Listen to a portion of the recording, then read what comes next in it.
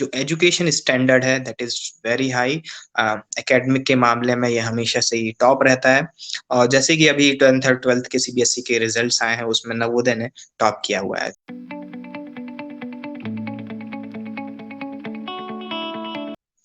Hello everyone, सरकारी teacher में आपका बहुत बहुत स्वागत है।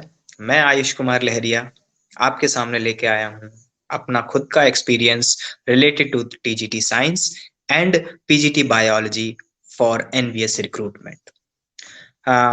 2019 में मैं टीजीटी साइंस और मैंने पीजीटी बायोलॉजी दोनों का एग्जाम दिया हुआ था, जिसमें मैं TGT science as a Navodaya में अपॉइंटेड हूँ। सो स्टार्ट करूंगा मैं अपने ही इंट्रोडक्शन से। मैंने स्कूलिंग भी जेएनवी से की, रीजनल इंस्टीट्यूट ऑफ एजुकेशन से मेरा BSc BEd, then MSc zoology in BHU. So I am eligible for both of the exams.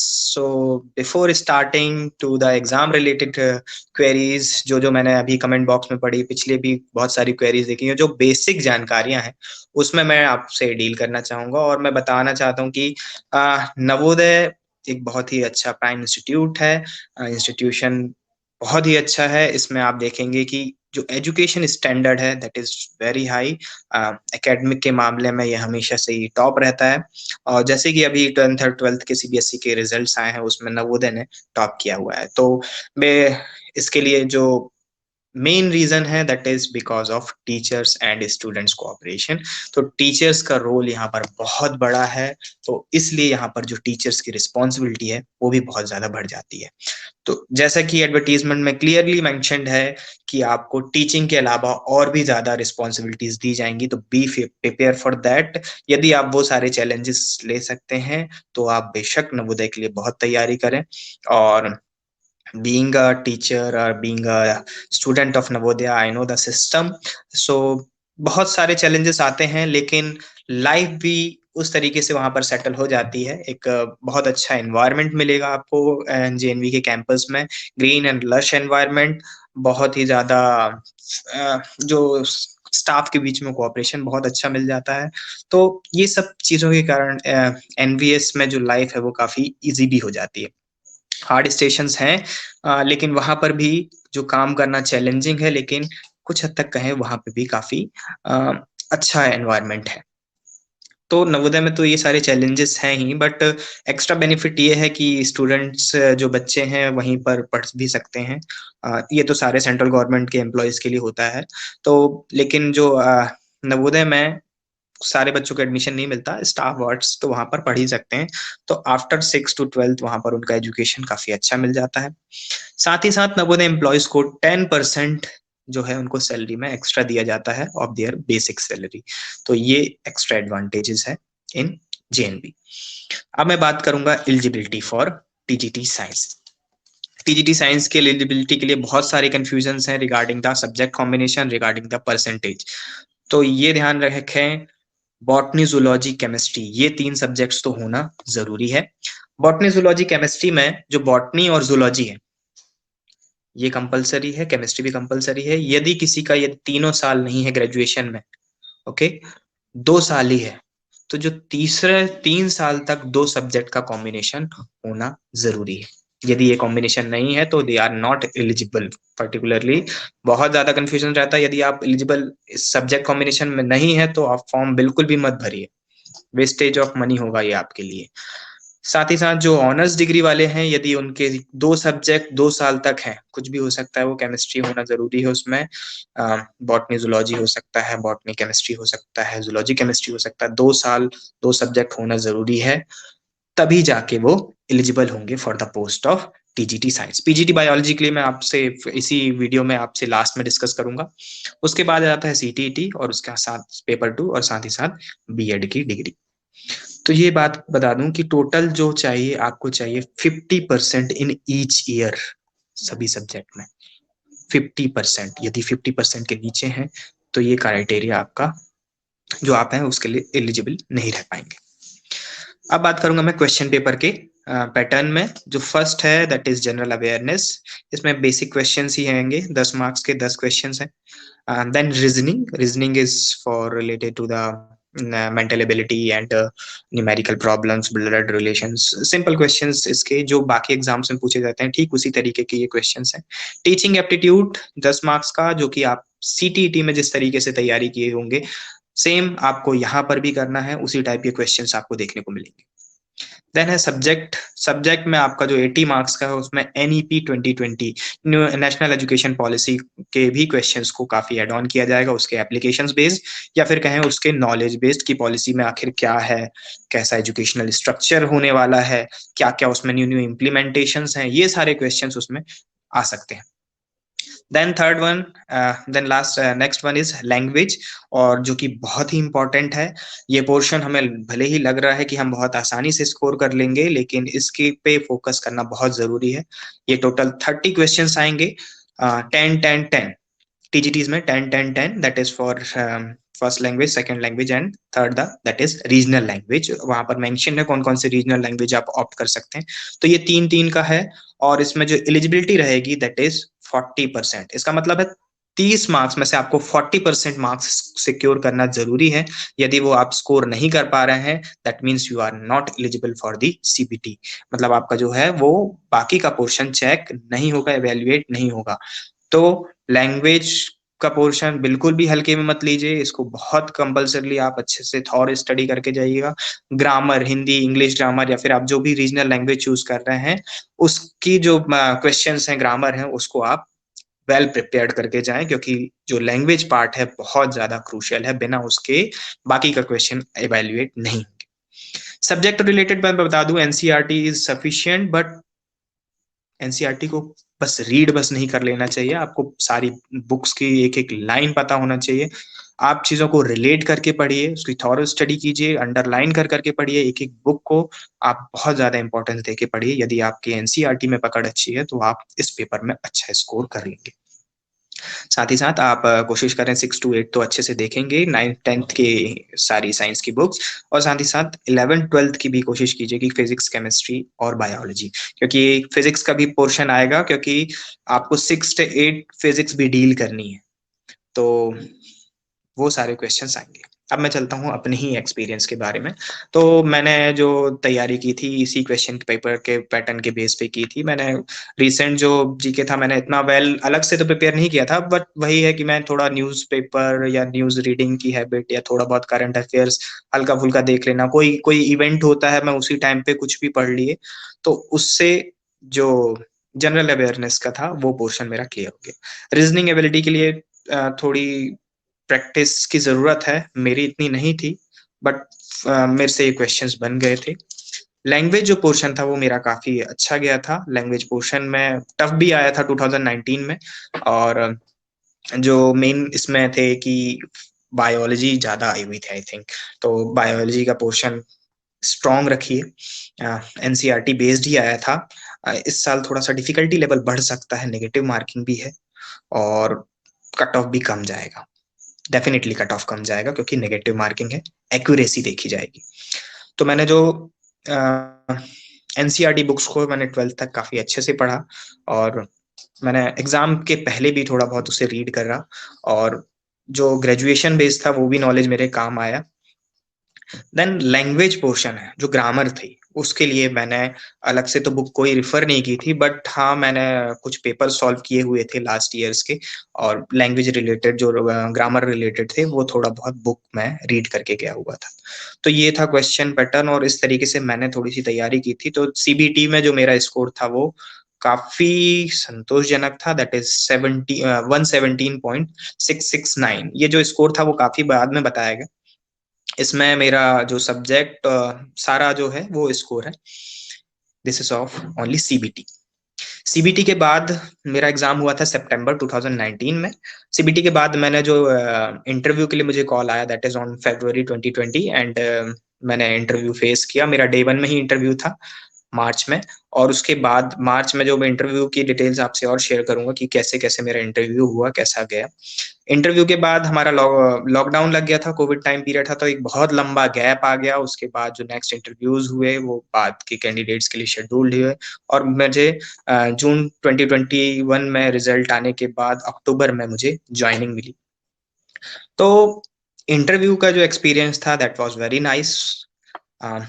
Interview में क्वेश्चंस जो हैं वो आपसे धीरे धीरे स्टार्ट किए जाते हैं। पहले तो स्टार्ट करते हैं नॉर्मल कन्वर्सेशन से, जो पैनल होता है। मेरे इंटरव्यू पैनल में अराउंड 5 रिसोर्स पर्सन्स थे जिन्होंने इंटरव्यू लिया। I don't know what were their designations, लेकिन वो काफी नॉलेजेबल पर्सन्स मुझे लगे। उन्होंने कम्युनिकेशन से स्टार्ट मेरा बेसिक इंट्रोडक्शन लिया। बेसिकली आपको इंटरव्यू के टाइम पे यदि मैं स्ट्रेटेजी आपको बताऊं तो बिल्कुल घबराना नहीं। इंटरव्यू में आपको बी काम, एकदम पेशेंटली, कॉन्फिडेंस के साथ आपको देना है। तो नॉर्मल उन्होंने मुझसे जनरल क्वेश्चन में स्टार्ट किया इंट्रोडक्शन से। देन इंट्रोडक्शन से ही उन्होंने धीरे धीरे रिलेटेड क्वेश्चंस स्टार्ट किए।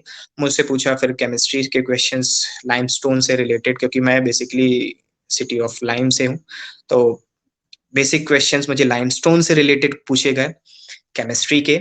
देन उन्होंने सॉइल से पूछे। देन आप एक डेमो तो अपने तरफ से जरूर तैयार करें, ठीक है। उन्होंने मुझे चॉइस बेस्ड डेमो दिया था कि आप अपने सब्जेक्ट में जो भी डेमोन्स्ट्रेशन देना चाहते हैं, तो उन्होंने मुझे डेमोन्स्ट्रेशन देने के लिए बोला। ये भी ठीक था। उसके बाद थोड़े बहुत डेमोन्स्ट्रेशन से रिलेटेड ही क्वेश्चंस, और देन मेरा कंप्लीट हो गया। देन वो फीडबैक भी देंगे आपको कि आपका इंटरव्यू कैसा गया। So this was all about the my interview, and that was मेरे लिए सेटिस्फैक्ट्री नहीं था, बट इतना तो मेरा कॉन्फिडेंस था कि मैंने काफी अच्छे से उनके एक्सप्लेन किया चीजें, तो मुझे लगा कि मे बी हो सकता है मेरा। फिर एक जो इंटरव्यू के बाद एंजाइटी, वो तो जैसे तैसे खत्म हुई। रिजल्ट के लिए बहुत लंबा इंतजार करना पड़ा, और जब रिजल्ट आया तो I was very shocked because I got the 13th rank in AIR, and मेरे घर वालों के लिए और मेरे लिए काफी खुशी की बात थी। तो आपको ये ध्यान रखना कि CBT और इंटरव्यू दोनों के मार्क्स ऐड होंगे। तो पहले तो आपको कोशिश करना है, यदि आप CBT में बहुत अच्छे मार्क्स सिक्योर कर लेते हैं तो आपकी पोजीशन एकदम सिक्योर हो जाती है। मेरा जो CBT में कहें, कंप्यूटर बेस्ड टेस्ट में मेरा अच्छा स्कोर आ गया था। स्कोर आने से मैं अंडर 35 था। अंडर 35 में आने के बाद जब मेरा इंटरव्यू का रिजल्ट आया, मैं 13th रैंक पे पहुंच गया। तो ये मुझे बहुत ही ज्यादा एडवांटेज मिला कह सकते हैं इंटरव्यू के स्कोर से। और सबसे बड़ा जो advantage that is from CBT। तो CBT में आपको लाना बहुत जरूरी है। तो उसके लिए अभी काफी टाइम है। मे बी जो इसका एग्जाम होगा, जैसे यदि मैं लास्ट ईयर का देखें, जब सॉरी लास्ट टाइम का देखें 2019 में जब एग्जाम हुआ था, तो वो जुलाई में ही उसका भी रिक्रूटमेंट आया था, और जो एग्जाम हुआ था वो सितंबर में हुआ था। और ठीक उसी तरीके से जो अभी आया नोटिफिकेशन, उसके अकॉर्डिंग यदि मैं अपने हिसाब से कहूँ, मैं कोई सोर्सेस या फिर कुछ जैसे उस पर्सन के द्वारा बात कही गई बात नहीं बोल रहा हूँ, बस मैं अपना एक्सपीरियंस या गैस कर रहा हूँ कि जो एग्जाम होने के चांसेस है that is around September to November, इनके बीच में एग्जाम हो जाने चाहिए। तो आपके पास समय बहुत है, अभी से तैयारी में लग जाइए। बहुत अच्छी अपॉर्चुनिटी है। और इसके बाद ये 2019 के बाद अभी आया है, तो अब इसके बाद एक लंबा गैप फिर से लग सकता है। तो कोशिश करें जिनकी डिग्री कंप्लीट हो चुकी है वो इसके लिए जरूर अप्लाई करें। याद रहे, डिग्री जिनकी कंप्लीट है, pursuing candidates can not apply for the NVS, even for the KBS। Then मैं बात करूं PGT बायोलॉजी के लिए। PGT बायोलॉजी का भी एग्जाम मैंने दिया हुआ था। PGT बायोलॉजी में जो मैंने स्कोर किया था, ठीक था, बट मेरा सिलेक्शन उसमें नहीं हुआ था। मैं इंटरव्यू के लिए भी एलिजिबल नहीं था, लेकिन काफी करीब करीब था मेरा स्कोर। तो थोड़ा बहुत तो कहूँ मैं, ठीक ठाक गया था मेरा PGT बायोलॉजी का। लेकिन वही था, मैं उसी साल मैंने जस्ट MSc किया था, तो मेरा इतना ज्यादा और स्टडी नहीं होने के कारण मेरा सिलेक्शन नहीं हुआ। तो PGT बायोलॉजी के लिए आप यदि तैयारी करते हैं तो पहले तो ध्यान रखें आपकी एलिजिबिलिटी के लिए जो आपका सब्जेक्ट है वो क्या क्या हो सकता है। Botany, zoology, life sciences, bio sciences, genetics, biotechnology, microbiology, molecular biology, plant physiology, ये सारे जो हैं वो MSc में सब्जेक्ट आपके हो सकते हैं, तो आप एलिजिबल हैं। विद दिस BSc में बॉटनी, जूलॉजी होना कंपलसरी है। यदि किसी का बॉटनी, जूलॉजी नहीं है और उन्होंने MSc भले ही इन सब्जेक्ट से कर लिया है, तो they are not eligible for PGT। फिर 50% का क्राइटेरिया तो है ही, साथ में साथ पीजीटी होने के लिए बीएड की जरूरत है, सीटीईटी की जरूरत नहीं। पीजीटी के लिए यदि हम क्वेश्चन पेपर की पैटर्न की बात करें तो जनरल अवेयरनेस, 10 रीजनिंग के यहाँ पर ज्यादा क्वेश्चंस हैं। आईसीटी के क्वेश्चंस यहाँ पे ऐड किए गए हैं। हमारे जो लास्ट वीडियो है मिस्टर रितेश का, उसमें उन्होंने बताया हुआ कि कैसे इन पोर्शंस के लिए तैयारी करें। टीचिंग एप्टीट्यूड के लिए 10, जो सब्जेक्ट है और एनईपी रिलेटेड इसमें 80 मार्क्स। तो आपको ध्यान रखना है कि सब्जेक्ट के लिए कैसे तैयार करें। पूरा का पूरा एनसीईआरटी बेस्ड है। ये मुझसे आप कहें तो मैं इसके लिए लिख कर दे सकता हूँ, एनसीईआरटी बुक आपके लिए बहुत जरूरी है। हाँ, अब क्वेश्चन पेपर तो मैंने नहीं देखा है, आप लोगों को पता भी नहीं है। जो मॉडल पेपर भी बनाते हैं वो भी लास्ट ईयर के बेस पे बनाते हैं, तो लास्ट ईयर तक जो रहा है that is on NCERT based. अभी के लिए जो है, आप थोड़ा एडवांस लेवल की यदि तैयारी कर रहे हैं तो आप ये कोशिश करें, आपने एमएससी तो किया हुआ है, एटलीस्ट आपको ग्रेजुएशन लेवल की जो आपकी बायोलॉजी है उसके सारे फंडे क्लियर होने चाहिए। और नेगेटिव मार्किंग है तो इस बात का जरूर ध्यान रखना है, एक्यूरेसी वर्क करेगी यहाँ पर। यदि आप क्वेश्चंस, ये डिपेंड नहीं करेगा आप कितने ज्यादा क्वेश्चंस अटेम्प्ट कर रहे हैं, आप डिपेंड करेगा आप कितने ज्यादा क्वेश्चंस सही कर रहे हैं। तो जितने ज्यादा क्वेश्चन सही करेंगे आपको उतना एडवांटेज हो। फिर इसमें लैंग्वेज पोर्शन है, वो 20 मार्क्स का है, 10+10, 10 for first language and second के लिए भी 10 है। सेम इसमें भी 40% का क्राइटेरिया है। तो दोनों exam TGT as well as PGT में यदि एलिजिबिलिटी चाहिए आपको पूरा पोर्शन हो, तो दोनों के लिए ग्रामर पढ़ना बहुत जरूरी है। दोनों में 40% मार्क्स का क्राइटेरिया है। होपफुली आप मुझे मेरी बातों को थोड़ा बहुत समझ पा रहे होंगे। और कट ऑफ जो है, मैं बात करूं कट ऑफ की, बहुत सारे कैंडिडेट्स ने अभी कमेंट बॉक्स में मैं चेक कर रहा था, कट ऑफ की बहुत ज्यादा बात की हुई है।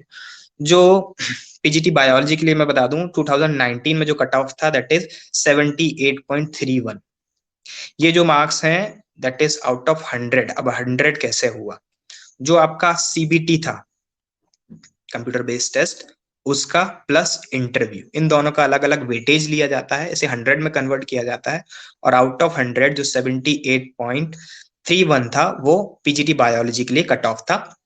वेयर एज जो टीजीटी साइंस के लिए जो कट ऑफ था वो फर्स्ट लिस्ट के अकॉर्डिंग मैं बता रहा हूँ, क्योंकि उसमें यू आर अनरिजर्व कैटेगरी के लिए जो था 64.503, जबकि नॉर्मल जो था पूरी लिस्ट में 160 कैंडिडेट्स के नाम थे। मैं चाहूँ तो डिस्क्रिप्शन में मैं वो ऐड कर दूंगा, उसमें 54.100 कट ऑफ गया हुआ था।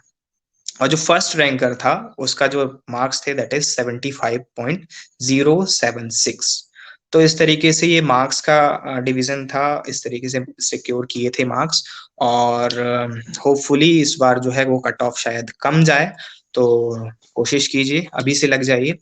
और भी यदि आपकी कोई क्वेरीज हो exam related, eligibility related, Navodaya system से रिलेटेड, तो बेसिक आप मुझे कमेंट बॉक्स पे क्वेश्चन कर सकते हैं, या फिर आप हमारे इंस्टाग्राम के चैनल में भी हम हमसे डायरेक्ट क्वेश्चंस आस्क कर सकते हैं। होपफुली हम आपका आंसर दे पाएं, और लग जाइए अभी से, कोशिश करते रहिए। नॉर्थ ईस्ट वाला जो क्वेश्चन एग्जाम है आप उसके लिए भी तैयारी करें।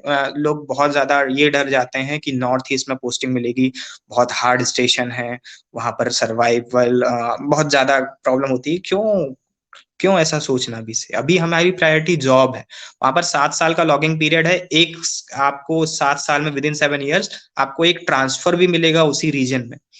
तो ऐसा मत सोचिए कि वहां पर बहुत ज्यादा डिफिकल्टीज हैं, वहां पर भी तो अभी बहुत सारे इंस्टीट्यूट खुलते जा रहे हैं, इंफ्रास्ट्रक्चर वहां पर डेवलप हो रहा है, स्टूडेंट्स पढ़ ही रहे हैं, ऑलरेडी वहां पर टीचर्स पोस्टेड हैं, तो वाई वरी।